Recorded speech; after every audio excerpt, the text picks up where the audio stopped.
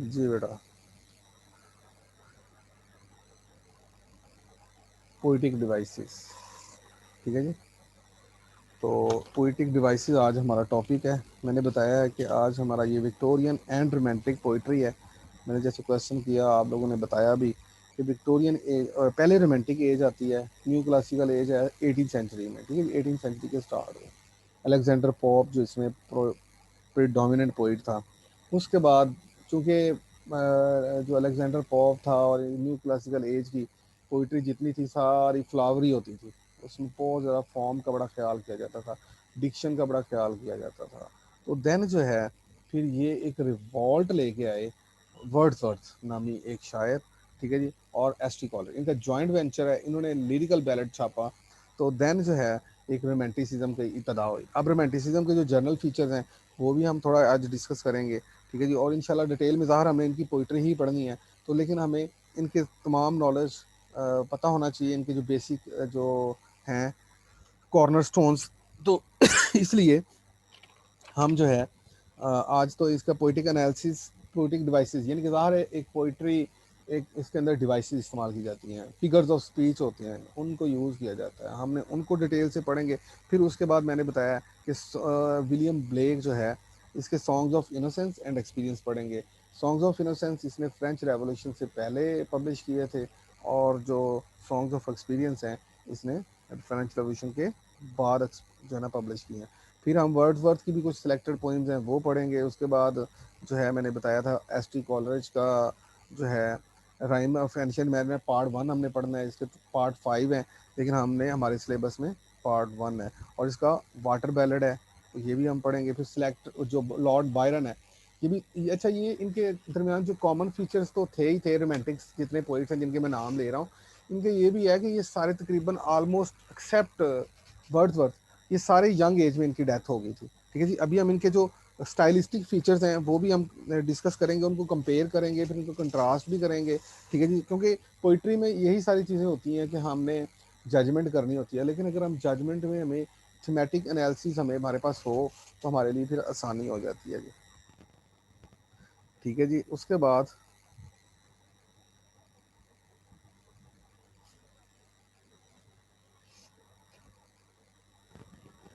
जी बेटा, मेरी आवाज़ आ रही है ना? जी, उसके बाद जॉन कीट्स जो बहुत ही एक फेमस जो पॉपुलर पोइट है, इसके भी कुछ हमने सिलेक्टेड पोइम्स पढ़ लिए हैं। फिर इसके बाद जो है ना पी बी शैले है। ये सारे रिनाउंड पोइट्स हैं। ये 4-5 नेम हैं और ये इसी एज में आए हैं, 1798, यानी कि 1800 से लेके 1830 तक इनका एक इरा था। और इसमें जितना कुछ भी लिखा गया, इवन आपको rhyme of N ancient mariner है ना, जो बेसिकली है ये नॉवल टाइप, लेकिन जब आप देखेंगे तो आपको पोइट्री, पोइट्री के अंदर सेल्फ एक्सप्रेशन का, एक इमेजिनेशन का बड़ा रोल था। ये इनके कॉमन फीचर्स स्टाइलिस्टिक, उनको भी हम डिस्कस कर लेते हैं। ठीक है जी, तो ये सारी चीज़ें मतलब इनके जो एज है उसके अंदर बहुत ज़्यादा कॉमन होंगी। फिर उसके बाद जो है Robert browning, stream of consciousness और ड्रामेटिक मोनोलॉग, ये इसने मतलब जो है ना अपनी पोइट्री में इंट्रोड्यूस करवाए थे। तो इसके भी कुछ पॉइंट्स हैं, तो इनको भी हमने डिस्कस करना है। तो ये हमारा सिलेबस होगा जी इंशाल्लाह। और आज हम जो डिस्कस करने जा रहे हैं वो क्या है, हमारा पोइटिक डिवाइसेस। तो फिर साथ थोड़ा सा इनके कॉमन फीचर्स जो है ना रोमांटिक्स के, वो भी हम डिस्कस कर लेंगे। तो पहले हम जो है ना पोइटिक डिवाइसेस को देख लें, जो समझ लें कि वो पोइट्री की एबीसी होती है। ठीक है जी, उसके बाद पोइट्री, उसके अलावा बगैर पोइट्री जो है ना समझ ही नहीं आ सकती, क्योंकि पोइट्री में बहुत सारी एम्बिग्विटीज़ होती हैं। ठीक है जी, और स्टाइलिस्टिक जो डिवाइसेस होती हैं जो पोइट यूज़ करता है in order to make the other people understand. तो उसमें क्या है जी, एलिमेंट्स ऑफ पोइट्री, पोइट्री के कुछ इंग्रेडिएंट्स हैं या एलिमेंट्स हैं जिसके बाद पोइट्री हो ही नहीं सकती। वो क्या है, understanding the elements end devices of poetry will help you better comprehend the meaning of poems. मैंने जैसे बताया कि क्रिटिकल एप्रिसिएशन आप कर ही नहीं सकते। पहले सबसे पहले क्या करते हैं, हम थीम को देखते हैं, फिर हम उसकी क्रिटिकल समरी को देखते हैं, फिर क्रिटिकल एनालिसिस करते हैं, फिर उसके फिगर्स ऑफ स्पीच को मतलब डीप गो थ्रू करते हैं, इमेजेस को देखते हैं, इमेजेस, ये सारी चीज़ें आ जानी है। तो ये एक remember after in poetry the meaning of the words isn't literal, it is figurative. अब फिगरेटिव लैंग्वेजेस होती हैं, मतलब जो तशबीहन जो चीज़ों हैं, फिगर्स ऑफ स्पीच जिसे कहते हैं, बहुत सारे यूज़ होते हैं। ठीक है जी, तो लिटरल मीनिंग नहीं होते, क्योंकि जितनी ज़्यादा कोई पोइट्री जो है ना वो ज़ूमैनियत या एम्बिगुइटीज क्रिएट करेगी, वो उतनी ही अच्छी पोइट्री होगी, क्योंकि उसके अंदर एक पूरा कंप्लीट पैकेज होगा, क्योंकि वो एक लिटरल बात नहीं हो रही होती फैक्ट्स एंड फिगर, बल्कि एक इमेजिनेटिव बात होती है, उसके अंदर एक फिक्शनल एक टच होता है। तो इस तरीके के साथ वो बात जो है वो ज़्यादा वैलिड करार दी जाती है। तो अंडरस्टैंडिंग या internalising, as you already know, figurative language and symbolism are very important to poetry. ये जो यूज़ है फिगरेटिव लैंग्वेज का और सिंबलिज्म का, सिंबलिज्म समझते हैं जी, any concrete object which conveys abstract idea. जैसे जो है ना पॉइजन ट्री, ठीक है जी, ये विलियम ब्लेक का हमने आगे जो पहला पोइट पढ़ना है, उसमें एक पोइम आती है पॉइजन ट्री। अच्छा वो है क्या उसमें, वो मैं आपको समझाने के लिए बता रहा हूँ जी सिंबलिज्म का, ठीक है जी। कि पॉइजन एक ट्री है, हालांकि वो क्या है, एंगर का, गुस्से का। कि मतलब जो है वो कहता बताता है पोइट कि मतलब मैं एक दफ़ा अपने जो है ना फ्रेंड से एंग्री हुआ, तो मैंने अपना सारा एंगर जो है ना वो एक्सप्रेस कर दिया। लेकिन मैं एक दफ़ा अपने एनिमी से जो है ना एंग्री हुआ, तो मैंने वो उसको एक्सप्रेस नहीं किया। और उसको एक्सप्रेस करने से हुआ क्या, कि वो सारे के सारा जो एक दरख्त की नुमा बन गया, वो एक मेरे अंदर एक प्लांट उग गया ना, बी सीड जो मेरे अंदर आ गया। अब वो एक पौधा बना, उसको मैंने बड़ा दबाने की कोशिश की, करते करते वो गुस्सा जो था एक पूरा दरख्त बन गया, और उसमें हमारी जो म्यूचुअल फ्रेंडशिप थी वो टूट गई। तो मतलब ये देखिए कि इस तरह वो समझाने के लिए एक ट्री का सिंबल दे रहा है, ठीक है, बात क्या कर रहे हैं, एंगर की, मतलब एब्स्ट्रैक्ट बात कर रहा है, और वो समझाने का चाहता है एक मटेरियल चीज़। ठीक हो गया जी। तो मटेरियल चीज़ के जरिए हमें एब्स्ट्रैक्ट चीज़ जब बताई जाती है तो उसको सिंबलिज्म कहा जाता है। तो however there are other elements that help creates images, rhythm and meaning. तो पोइट्री जो होती ही रिदमेट, अगर पोइट्री को सिंपली डिफाइन किया जाए तो पोइट्री होती क्या है, पोइट्री का नाम ही इसी चीज़ का, रिदम का, ठीक है जी। Whatever is written in rhythmic language is called poetry. तो क्योंकि उसका एक्सप्रेशन ही तो उसको डिफाइन करता है। अदर देन दैट वो एक प्रोज हो, तो पोइट्री और प्रोज का जो बेसिक डिस्टिंक्शन है वो यही है। और इनके मीनिंग्स भी बहुत सारे मतलब जो है ना वो होते हैं, लिटरल, मेटाफोरिकल, कॉनोटेटिव, डेनोटेटिव, ये सारी चीज़ें जो है ना इसके अंदर पोइट्री के अंदर पोइट्रिक डिवाइसेस यूज़ करता है पोइट। एलिट्रेशन, अब ये देखिए ये साउंड से रिलेटेड है जी, ठीक है जी। तो एलिट्रेशन देखें, sound rhythm, the repeating of beginning consonant sounds, जैसे क्रीमी एंड क्रंची। अब देखें सी आर और सी आर दोनों वर्ड्स पैरेलल आए हैं, और दोनों के अंदर सी आर रिपीट हुआ है, तो इस वजह से ये एलिट्रेशन इसको कहेंगे। तो जैसे दूसरी एग्जांपल दी हुई है नॉडेड, नियरली, नैपिंग, ठीक है जी। तो ये दरेवन एक मतलब पोइम है, उसके अंदर से ली गई है, नॉडेड, नियरली, नैपिंग। तो देख रहे हैं एक साउंड सेम आ रहा है, बिगिनिंग ऑफ द, और ये कौन सा साउंड आ रहा है, कॉन्सोनेंट। आप समझते हैं, एक वावल होता है और दूसरा कॉन्सोनेंट होता है। वावल तो आपको पता है ना, उसमें स्ट्रेस नहीं होता, A E I O U, we can utter these without any stress. जबकि कॉन्सोनेंट बी पी, तो इसमें देखिए लिप का वो जो है ना वो बंद आ रहा है, बंद होता है तो फिर आवाज़ निकलती है, ट्विस्ट होती है, या टंग ट्विस्टर होते हैं, या कुछ ऐसे होते हैं। तो मतलब इसमें साउंड से रिलेटेड पोइट्री का एक रिदम हमने जब, क्योंकि हमने जब देखना है पोइट्री को, तो हमने उसके स्टाइलिस्टिक फीचर्स को भी देखना है कि पोइट ने किस तरह बनाया। तो ये पोइटिक डिवाइसेज हैं, ठीक है जी। तो ये साउंड से रिलेटेड है एलिट्रेशन। उसके बाद ये भी एजोनेंस जो है, that is also relating to the sound, the repetition of vowel sound. आप देखेंगे, आप जब पोइम कोई पढ़ते हैं तो उसके अंदर कुछ ऐसे साउंड्स होते हैं जिनको पैरेलल जो है ना वो कुछ वॉवल साउंड्स को, पहला का तलक किसके साथ था, बिगनिंग कॉन्सोनेंट, आगे अभी और भी आना है, ठीक है जी। और जो है ना एज लेकिन आपने एलिट्रेशन को किस तरह डिफाइन करना है कि बिगिनिंग जो है ना जो कॉन्सोनेंट साउंड है, जैसे मैंने अभी आपको एग्जांपल थी क्रंची, क्रीमी वगैरह वगैरह, ठीक है जी। जबकि एसोनेंस क्या है, वॉवल साउंड की रेपिटेशन है एक लाइन में या एक पोइम के अंदर। जितना भी हम देखेंगे तो मतलब हम उसके स्टाइलिस्टिक फीचर और उसके जो साउंड से रिलेटेड फीचर्स हैं उनको जब हम देखेंगे, तो notice the repetition of the long I sound in the following example. जैसे आप देखेंगे, till the shining skies went for and white. अब देख रहे हैं आई का इस्तेमाल हो रहा है, and cut it down to dry.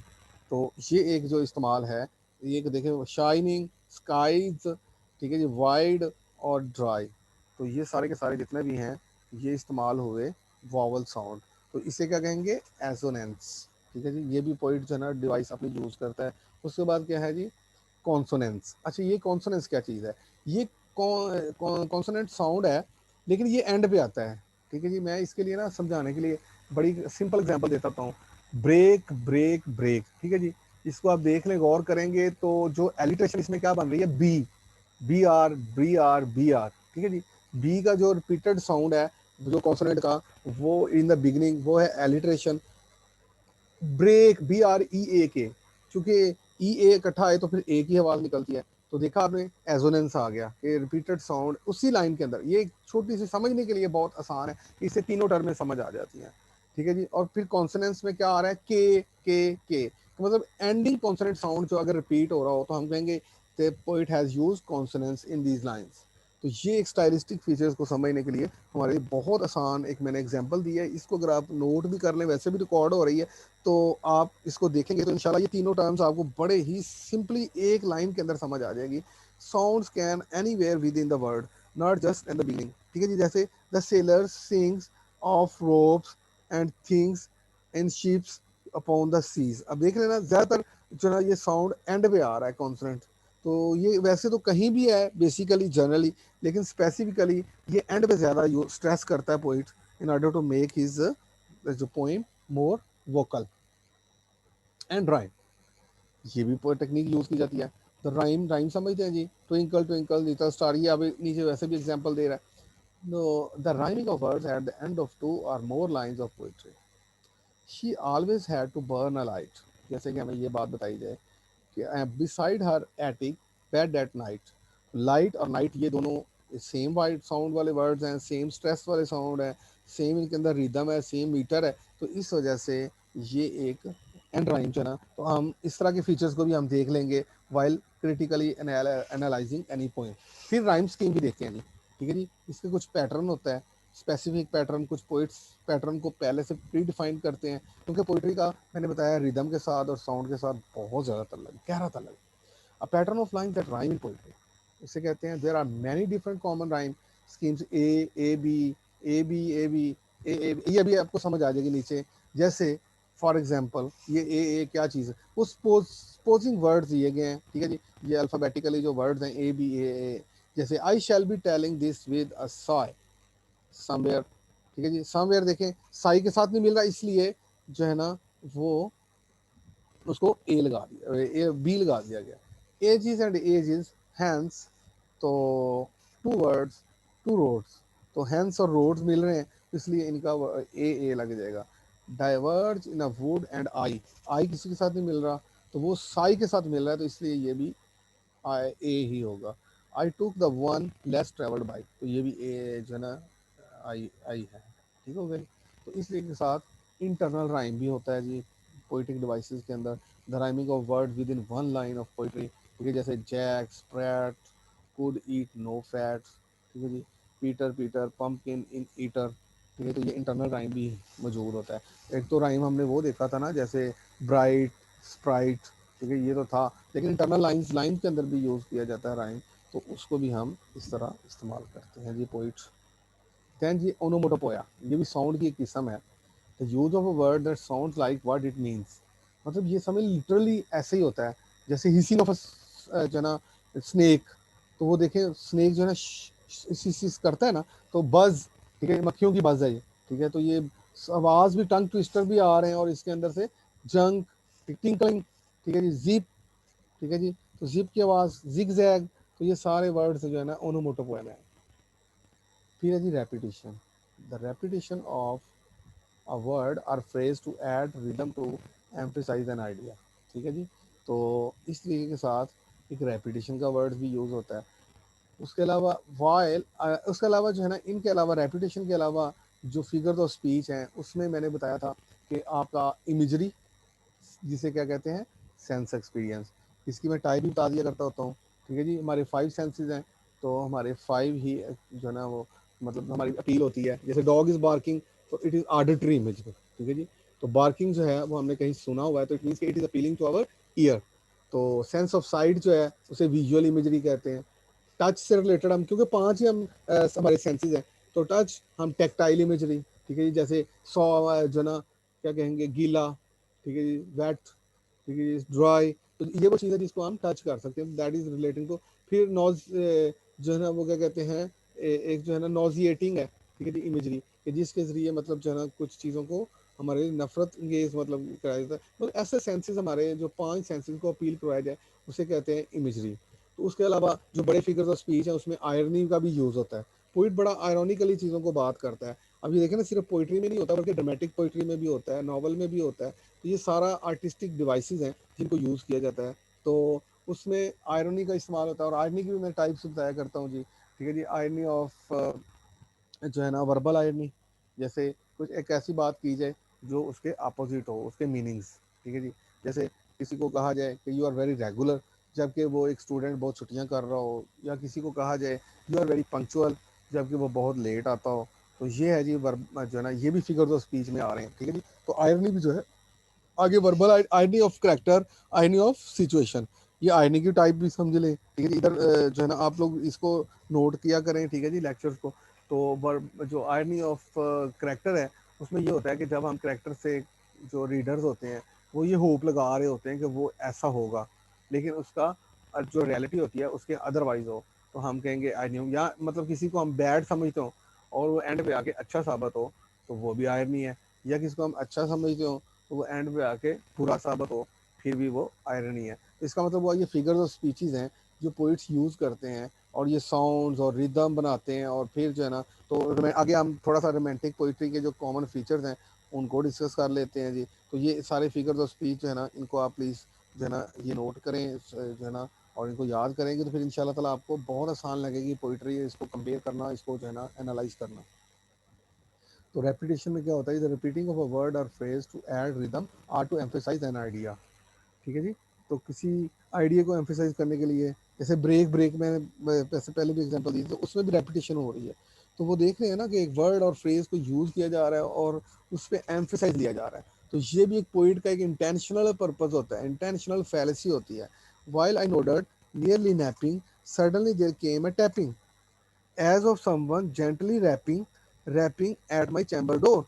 तो ये देख रहे हैं रैपिंग, रैपिंग का मतलब हुआ, हालांकि देखिए कितना प्यारा साउंड बना है ये लाइंस के अंदर। वाइल आई नोडेड, जो ही मैं सर हिला रहा था, वाइल नियरली नैपिंग, तकरीबन मैं जो है डोजिंग ले रहा था, तकरीबन सो रहा था, सोने वाला था। Suddenly there came a tapping, अचानक से एक वो, ये देखिए हमारी जो है ना कानों को भी अपील कर रही है। तो ये इसके अंदर इमेजरी भी यूज हो रही है, फिगर्स ऑफ स्पीच ये यूज हो रहे हैं जी। ये वो डिवाइसेस हैं जिनको पोइट बिल्कुल यूज करता है। और साउंड जो है वो रिथमेटिक साउंड भी बनाता जाता है, एंड राइमिंग, राइमिंग स्कीम, और ये जो ओनोमोटोपोया, एलिट्रेशन, ये सारी चीजें जो है ना यूज हो रही हैं। As of someone gently rapping, ठीक है जी, rapping at my chamber door, ऐसे लग रहा है कि जैसे मेरे कोई जो चैम्बर में, कमरे में कोई जबरदस्ती एंटर हो गया। तो जी ई ए पोए द रेवन जो है ना, ये वाली इसकी वर्क है, उसके अंदर से ये लाइंस ली गई हैं, पोइम्स हैं। ठीक है जी, इस तरीके के साथ अब हम इसके रोमांटिक फीचर्स जो है ना, कॉमन डिवाइसेस जो है ना, वो क्या क्या यूज़ करते हैं जो पोइट्स, अब हम उनको डिस्कस कर लेते हैं।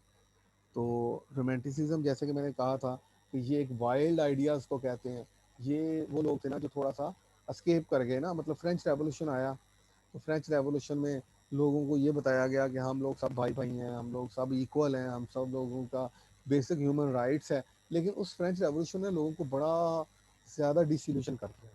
ठीक है जी, तो उसमें क्या हुआ कि फिर जब देखा लोगों ने कि एक दूसरे को तो लोग कत्ल कर रहे हैं, ठीक है जी, तो फिर एक जो पोइट जो थे डिसइल्यूशन हो गए, और वो ना अब सोसाइटी की कोई बात नहीं करते थे।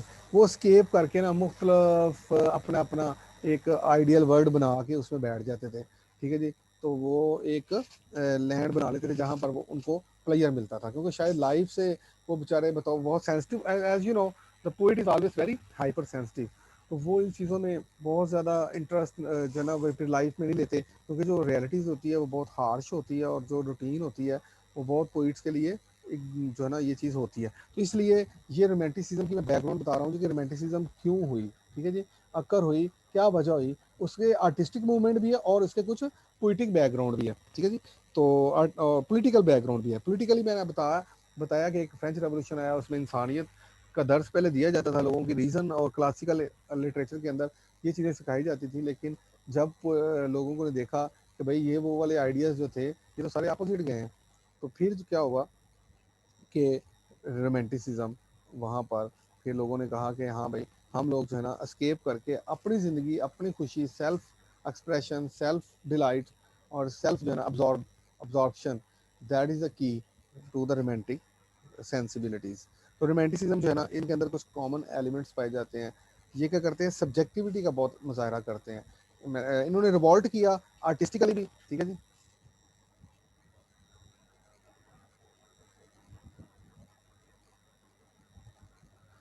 आर्टिस्टिकली भी इन्होंने रिवॉल्ट किया, जो था न्यू क्लासिकल के अगेंस्ट पोइट्स ने। इन्होंने कहा कि जो पोइट्री है वो तो बहुत ज़्यादा, मतलब उसके अंदर रिदम और राइम और ये चीज़ें ख्याल करना पड़ता है, जबकि ये पोइट्स कहते हैं कि अपना आइडिया आपका नोबल होना चाहिए, आपका राइम और रिदम और फॉर्म इतनी इंपॉर्टेंट नहीं है जितनी कि क्लासिकल न्यू क्लासिकल वालों को अच्छी लगती थी। तो ये आर्टिस्टिक रिवॉल्ट है। और दूसरा पॉलिटिकल रिवॉल्ट है, रोमांटिसिज्म की वजह क्या बनी, मैं उसकी बैकग्राउंड बता रहा हूँ, ठीक है जी। तो उसमें जो पॉलिटिकली मैंने बताया कि फ्रेंच रेवोल्यूशन से पहले बहुत ज़्यादा इक्वालिटी, ब्रदरहुड और ये सारे सेंटिमेंट्स जो ना वो प्रिवेल किए जा रहे थे। लेकिन जब लोगों ने देखा कि इनका तो कुछ रिजल्ट नहीं आया, तो फिर क्या हुआ कि लोगों ने मतलब इस चीज़ के खिलाफ होना शुरू हो गया और उन्होंने कहा कि भाई हमारे तो आइडियाज़ नाकाम हो गए। तो फिर पोइट्स ने अपने अपने चीज़ों को अपने सेंस में देखना शुरू कर दिया, और वो ऑब्जेक्टिव नहीं बल्कि सब्जेक्टिव हो गए। तो सबसे पहला उसका कॉमन फीचर क्या है, they are more concerned with their passionate, restless inner self than with objective realities। तो सब्जेक्टिविटी का मतलब ही यही होता है कि आपका ऑब्जेक्टिव रियलिटी के साथ कोई तल्लक ना हो। जबकि आप जो है ना, तो इस उसके बाद इनका रोल ऑफ इमेजिनेशन या इंटुइशन, ठीक है जी, ये बहुत इसका गहरा तल्लक है। जबकि आपने देखा होगा न्यू क्लासिकल एज में इतना इमेजिनेशन को यूज़ नहीं किया जाता था, क्योंकि वो फार फेच आइडियाज़ नहीं बताते थे, बल्कि वो रियलिस्टिक पिक्चर्स बताते थे कि जी हमारी सोसाइटी में ये हो रहा है, हमारी सोशल पिक्चर्स दिखाते थे ना, ठीक है जी। तो वो सारे के सारे स्टैरिकल पोर्ट्रेट होते थे। जबकि पोइट्स जो हैं ये अपनी दुनिया ही नहीं बना देते हैं। जैसे जॉन कीट्स है, नाइटिंगेल की आवाज़ सुनी है, हालांकि नाइटिंगेल की आवाज़ तो हम भी सुनते हैं, बट उस जो ही सुनता है स्पेल बाउंड हो जाता है। और वो भी बताता है कि मुझे तो ऐसा मैंने बर्ड देखा ही नहीं, मॉर्टल बर्ड, इमॉर्टल बर्ड, और वो मतलब क्या इस ग्रेंजर है इसकी, क्या इसको कोई बंदा आज तक शिकार नहीं कर सका, ये तो एक सीजलेस बर्ड है, ये तो चुप नहीं हो सकता। तो मतलब क्या ही वो मतलब एक नई बातें शुरू कर दी, और फिर उसने उसने रियलिटी को जक्स्टापोज किया, ठीक है, अपने आइडियाज़ के साथ। सॉरी जी। तो इसलिए के साथ हमें पता चला। तो ये रोल ऑफ इमेजिनेशन ये बताने के लिए एग्जांपल दे रहा था कि मतलब इनकी इंट्यूशन या सिक्स सेंस जिसे हम कहते हैं, और या इनकी इमेजिनेटिव जो सेंसिबिलिटी होती है वो बहुत डीपर होती है। तो हाँ, each one gives his own interpretation of the universe. Her poet होगा अपने तरह से बात करेगा। अब जैसे जॉन कीट्स मैंने बताया, वो आपको प्योर ब्यूटी की बात करे, ब्यूटी ट्रूथ, ट्रूथ ब्यूटी की बात करेगा। तो जो एस टी कॉलरेज है, विलिंग सस्पेंशन ऑफ डिसबिलीफ की बात करेगा। जो वर्ड्सवर्थ है वो नेचर की बात करेगा। तो इस तरीके के साथ ये सब लोग जो है ना अपनी इंटरप्रिटेशन दे रहे हैं अपने इमेजिनेटिव सेंसिबिलिटी के अंदर और अपनी इंटुएटिव एबिलिटीज़ के अंदर। उसके बाद जो है ना इनके साथ सब्जेक्ट मैटर इनका क्या है, थीम क्या है। मैंने बताया था ना कि न्यू क्लासिकल वालों का सब्जेक्ट मैटर क्या होता था, सोशल पिक्चर। जैसे हम जो ना, तो सोशल पिक्चर उनका तो काम था। The rape of the lock आपने पोइम पढ़ी हो न्यू क्लासिकल में, तो उसमें बताया जा रहा है कि किस तरह लड़कियां जो हैं वो अपने मतलब जो है ना वो प्रिटेंशियस होती जा रही हैं, they are keeping more, taking more care towards their जो है ना क्या कहेंगे आपकी, रादर देन देयर वर्चूज। तो उसमें बड़ा मॉरल लेसन बताया गया। जबकि इन लोगों का जो रोमांटिसिज्म का आप देखेंगे, जितने भी हम पोइट्स पढ़ेंगे सब का तल्लक नेचर के साथ होगा। मतलब जो एक नेचर हम ह्यूमन नेचर होती है ना, एक एक्सटर्नल नेचर होती है, तो इनका तल्लक जो है वो उस नेचर के साथ होगा जो हमारे एक्सटर्नल नेचर होती है। यानी कि ये कहीं ना कहीं ऐसी जगह पे जाएंगे, वहाँ से कोई ना कोई कुदरत का कोई शाहकार देखेंगे, वहाँ पर स्पेल बाउंड होंगे और अपनी इंट्यूशन को अप्लाई करते हुए, अपनी सब्जेक्टिविटी को, इनर फीलिंग्स को हम तक एक्सप्रेस करते हुए वो एक बात लिखेंगे। और इनका इतना ज़्यादा फॉर्म के ऊपर मैंने बताया था ना स्ट्रेस नहीं होता। तो क्योंकि इनको अर्बन जो रियलिटीज़ हैं उनको डिस्कस करती हैं रोमांटिक्स को, इस वजह से they retire to the green fields, कि वो हमेशा अपना ग्रीन फील्ड की तरफ चले जाते हैं of nature in order to find their themes and heroes. तो इनके लिए हीरोइज्म वही होती है कि छोटे छोटे जो ब्यूटीफुल नेचर के साइट्स, क्योंकि नेचर जो है वो एक लाइक अ मदर, जो अकॉर्डिंग टू वर्ड्सवर्थ, जो इनका सबसे प्रीडोमिनेंट पोइट है, जिसने preface to the lyrical ballads भी लिखा है। तो हम क्रिटिसिज्म में इसको पढ़ेंगे तो इसने मतलब जो है ना ये बताया कि nature is like our mother. तो वो हम वहाँ से मतलब जो है ना सोलस लेता नज़र आएगा नेचर के अंदर से, अपने ब्यूटीफुल साइट्स और बड़े खूबसूरत नज़ारे और वो चीज़ें। उसके बाद सेंसुअस ब्यूटी, मतलब इनकी इमेजरी का सेंस एक्सपीरियंस जो है वो बहुत ज़्यादा होगा कि हम ब्यूटी को हम देखेगा फील करेंगे, सेंस करेंगे। जैसे मैंने पोएटिक डिवाइसेस में भी बताया, तो ये Romantics brought about the revival of beauty. Beauty को इन्होंने बहुत आइडियलाइज किया, इवन दो कि beauty is different relating for everyone, but still beauty को एक्सप्लोर करते हैं, मतलब नेचुरल ब्यूटी जिसे हम कह लें, आप सिंपल वर्ड्स में इसको ये कह लें, तो नेचुरल लैंडस्केप्स को सेंशुअसली जब ये पोर्ट्रेल करते हैं, तो ये सबको पीछे छोड़ जाते हैं। क्यों कि इन्होंने सब्जेक्टिव थॉट के जरिए और जो है ना, मतलब जो है ना, डीप थॉट के जरिए अपनी इंटुएटिव कैपेबिलिटीज़ को यूज़ करते हुए जब नेचुरल लैंडस्केप्स को ये पोर्ट्रेट करते हैं, तो कमाल कर देते हैं जी। तो moreover romantics are fully conscious of the fact that distance lends enchantment. तो उसके अलावा ना, इनको अपनी एज में डिस्गस्टिंग वो जो रियलिटीज़ थी जो इनके सामने आई थी, वो इनके लिए बुरी लगती थी। तो इस वजह से ना, ये हमेशा या तो अपकमिंग एज, जैसे टीवी शैले है, ठीक है, ये देखिएगा तो वो अपकमिंग एज के बारे में, रेवोल्यूशन के बारे में प्रिडिक्ट करता नजर आएगा। जॉन कीट्स जो है वो ग्रीक ब्यूटी में चला जाएगा, ठीक है जी, वहां पर उसको बड़े खूबसूरत लगेंगे। मतलब अपनी जो प्रेजेंट एज के साथ डिस्कस करना, इन ब्राइट जो है ना, इनका कॉमन फीचर है रोमांटिक्स का, ठीक है जी, ये भी इनका हॉल मार्क है। उसके बाद इनकी डिक्शन, डिक्शन में कहा था कि जो ना, ये केयर करते हैं बहुत come for the form, and ये डिस्कार्ड कर देते हैं हीरोइक कपलेट। हीरोइक कपलेट जो था वो अलेक्जेंडर पॉप और उसके जो कंटेम्प्रेरीज थे, उन्होंने यूज़ किया था, जबकि ये बिल्कुल भी नहीं यूज़ करते। ये कहते हैं कि सिंपल सिंपल थीम्स लें, सिंपल सिंपल डिक्शन यूज़ करें और सिंपली लोगों को अपना कोई आइडिया पुट अक्रॉस कर दें, और in this way the poetry will serve its purpose. ठीक है जी, तो ये इनका जो है ना है। उसके अलावा इन्फ्लुएंस ऑफ फ्रेंच रेवोल्यूशन में बता चुका हूँ कि जो एक पॉलिटिकल इसका पीछे बैकग्राउंड था, सिनेरियो था, कि मतलब जो पॉलिटिकली जब लोगों को इक्वालिटी ना मिली तो लोगों ने छीनने की कोशिश की। फ्रेंच रेवोल्यूशन था क्या, उसमें गरीबों ने, जो पुअर थे, उन्होंने रिच क्लास के अगेंस्ट जो है ना एक रिवॉल्ट लेके आए थे, तो उसको उन्होंने जो है ना वो करने की कोशिश की। ठीक है जी, और ये एक रिवॉल्ट था। तो इस वजह से शायद पोइट जो हैं जितने भी हैं, ये डिस्कस करते हैं प्रेजेंट एज से कि भाई हम लोग जितना मर्जी ब्रदरहुड और ये इक्वालिटी और इस तरह की चीज़ों के प्रवेल कर लें, पर हम नहीं कर सकते, तो इसलिए हम अपनी ही वर्ड को बनाते हैं और उसको क्रिएट करते हैं। ठीक है जी, तो अब आप लोगों के लिए सिर्फ 2 मिनट्स हैं, आप लोग डिस्कस भी कर सकते हैं और क्वेश्चन भी कर सकते हैं। ठीक है जी, तो उसके अलावा स्क्रीनशॉट जरूर ले लीजिएगा अपना जो है ना अटेंडेंस के लिए। जी, आप कोई क्वेश्चन कर लें या आर्गूमेंट बिल्ड कर दें या कोई चीज़ ऐड कर दें। ठीक है जी।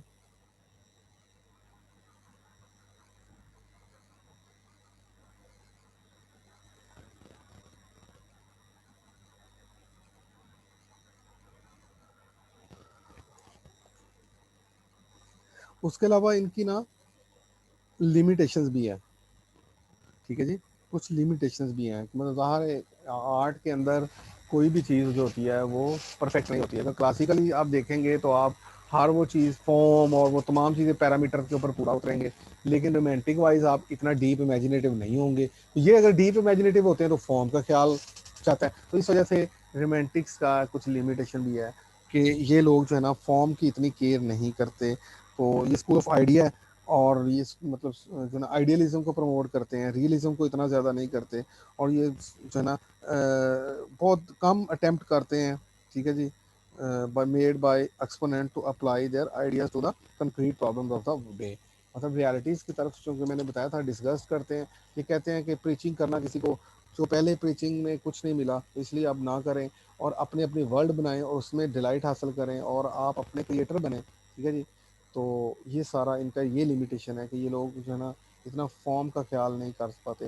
राइम, रिदम, म्यूज़िक और जो म्यूज़िकल डिवाइसेस हैं, जितना अच्छे से न्यू क्लासिकल वाले यूज़ करते हैं, उतना अच्छा रोमांटिसिज्म वाले नहीं कर सके।